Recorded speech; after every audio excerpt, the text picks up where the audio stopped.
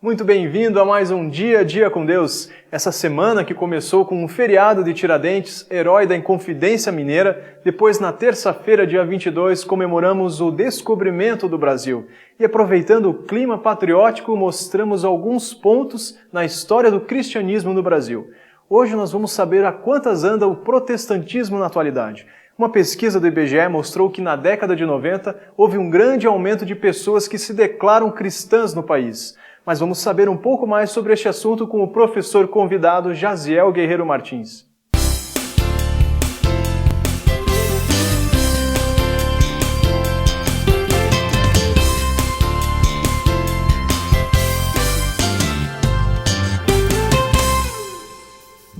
Como todos sabemos, o Brasil foi descoberto pelos portugueses e os portugueses eram essencialmente católicos. O protestantismo só conseguiu chegar ao Brasil depois que D. João VI, em 1808, abriu os portos às nações amigas. Com isso vieram os ingleses, os alemães, e estes eram de origem protestante. E foi assim que começou o protestantismo em solo brasileiro. Depois nós tivemos, no final do século XIX, um avanço missionário no Brasil, onde vieram protestantes para evangelizar as pessoas que residiam no país. Éramos um grupo muito reduzido ao final do século XIX. No começo do século XX, tivemos o surgimento de outros grupos, especialmente os pentecostais, que ajudaram a alavancar o crescimento dos evangélicos e protestantes no Brasil. Em meados do século XX, nós tivemos o surgimento de diversas igrejas, também pentecostais, que usaram o rádio para propagar a mensagem de Deus. E com isso, muitas pessoas no interior, lá na lavoura, eles começaram a ouvir, entender e aceitaram a Jesus como Senhor e Salvador de suas vidas. A partir da década de 70, entra um novo elemento que é a televisão. E os grupos novos que vão surgindo investem muitos valores na televisão e com isso a mensagem do Evangelho começa a chegar às massas nas grandes cidades. Hoje somos em torno de 30% da população. Se nós formos verificar, num espaço de 140, 150 anos, nós que éramos um grupo irrisório de menos de 2%, passamos para ser 30% da população, o que é um grande avanço. E a consequência desse crescimento é que as pessoas que residem no Brasil, elas sentem uma lacuna muito grande. Às vezes elas sentem uma falta enorme de Deus, outras vezes a religião a qual pertencem não preenchem o vazio existencial de sua vida. Elas possuem inúmeras necessidades espirituais, psicológicas, emocionais. São pessoas extremamente carentes. E a igreja evangélica, ela proporciona um ambiente, primeiro para ela se encontrar com Deus, para ela ter um encontro com Jesus Cristo. Então ela vem, ela participa, ela se encontra com Jesus, tem a sua vida transformada, muda de vida, deixa hábitos terríveis e passa a ter outros hábitos de vida e ela então vai crescendo em termos financeiros, em termos materiais. Ela é uma pessoa que, sim, ao se encontrar com Deus, ela cresce em todos os sentidos, ela procura estudar, ela procura se desenvolver, ela procura crescer em todos os níveis. E então a pessoa que vem para o meio evangélico, ela se sente atraída por Jesus e ela tem a sua vida preenchida. O âmago da sua alma, o vazio que nela existia antes, agora não possui mais. Então ela encontra forças para lutar em todos os aspectos da sua vida.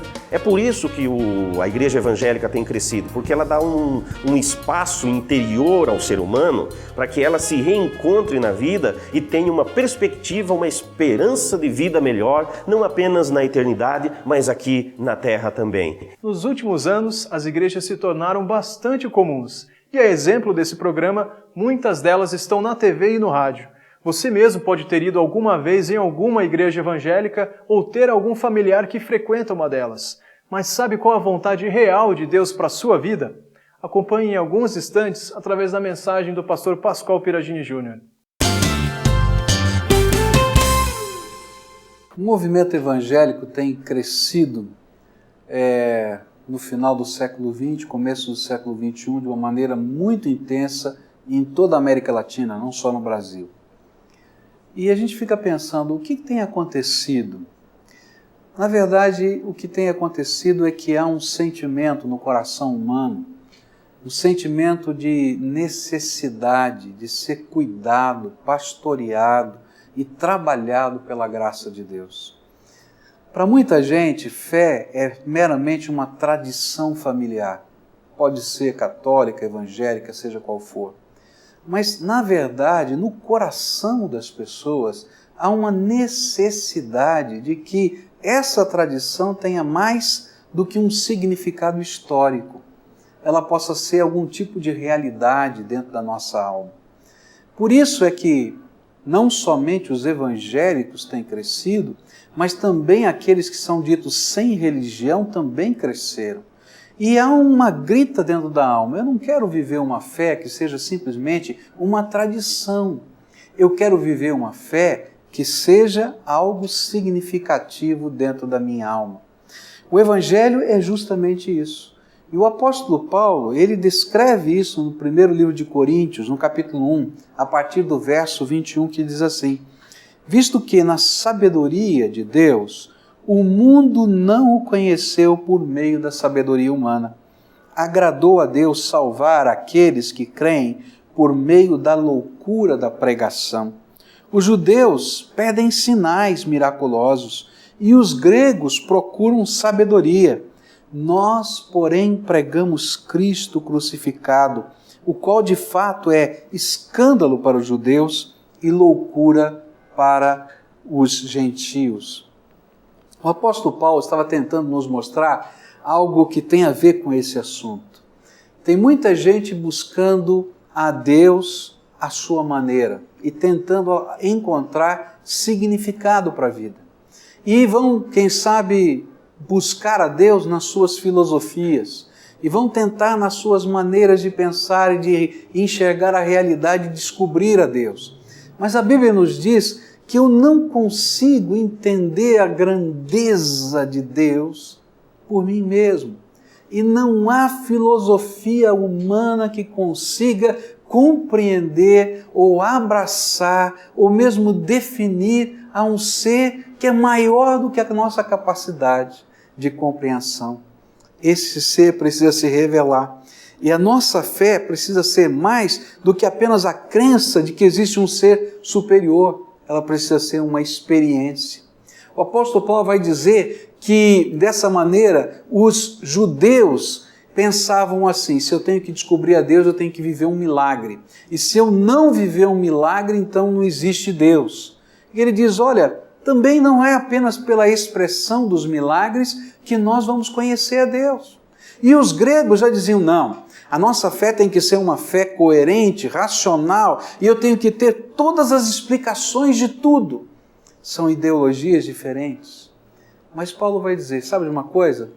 Nem do jeito do judeu, nem do jeito do grego, nem do jeito da filosofia humana, eu quero dizer para você que eu conheço Jesus, um Jesus que foi crucificado, que ressuscitou e que vive e conversa comigo e foi me encontrar lá no caminho de Damasco. E lá, quando eu estava imaginando que eu estava perseguindo a igreja porque eu entendia tudo, ele se revelou para mim e eu o conheço na minha alma. E é este Cristo que eu prego. Eu não quero saber qual é a sua tradição. Eu quero saber uma coisa. Jesus Cristo, que ressuscitou dentre os mortos, mora dentro da sua alma. Ele é o Senhor da tua vida.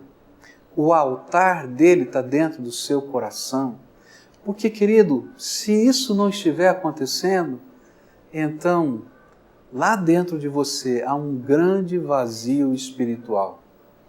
Porque a história somente não pode preencher o nosso coração.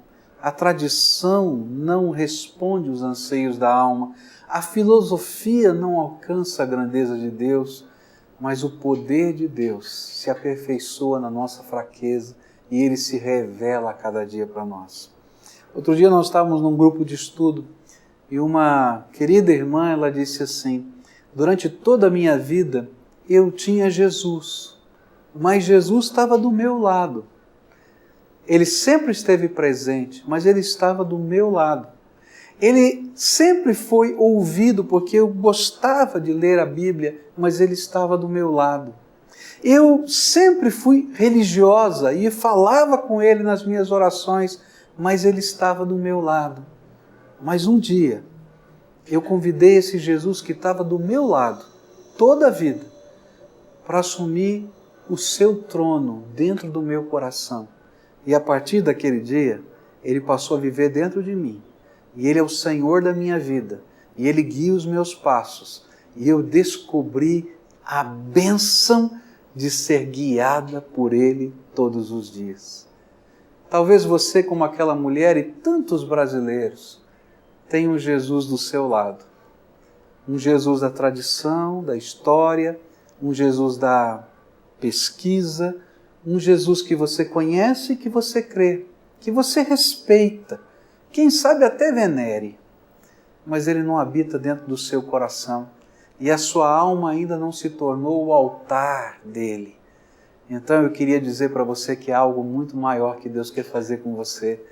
Ele quer fazer de você o templo, a catedral, onde Ele vai habitar todos os dias da sua vida e por toda a eternidade você habitará com Ele no seu céu. E para isso, basta uma coisa tão simples. E a gente dizer, Jesus, sai do meu lado e entra dentro do meu coração. E eu vou entregar as chaves da minha alma, as decisões da minha vida e os valores do meu dia a dia, para que o Senhor esteja guiando os meus passos. Que Jesus possa sair do lado e ser o dono do seu coração. Que Deus abençoe você e que o Senhor esteja aí dentro da sua alma. E o Dia a Dia com Deus vai ficando por aqui, deixando um convite aí para você, adolescente. Temos uma reunião muito gostosa, muito especial, hoje, sexta-feira, às 7h30 da noite. Sábado é a vez dos jovens, também no mesmo horário. E domingo, toda a família junto aqui às 10h30 da manhã e à noite às 7h da noite. Você já sabe, o nosso endereço aparece aí na tela. O telefone novo é o 3091-4347. E se você quiser entrar em contato com a gente, o e-mail é atendimento@diadiacomdeus.com.br. Um ótimo final de semana para você, que Deus abençoe e até lá!